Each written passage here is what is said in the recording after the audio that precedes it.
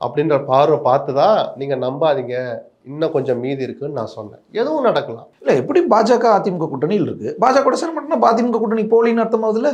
அது இன்னைக்கு சொல்லியிருக்கிறாரு. இடையில ஒரு 2 மாசம் முன்னாடி ஒரு கருத்தை சொன்னார். தமிழ்நாட்டு மக்களுக்கு உங்களுக்கு ஒரு நல்லதுன்னா எந்த தியாகத்துக்கும் நான் தயார்னு சொன்னது யாரு? அவர்தான். தேர்தலை பத்தி கூட்டணியை பத்தி சொல்லிக்கிட்டு இருக்கும்போது இந்த வார்த்தையை சொல்றாரு.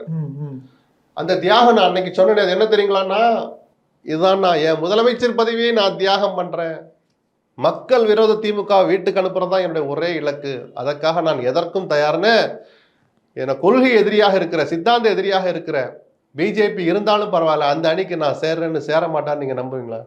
இல்ல மறுப்பீங்களா? உங்களாலையும் சொல்ல முடியாது, என்னாலையும் சொல்ல முடியாது. அரசியல்வாதிகளை நம்பவே கூடாது.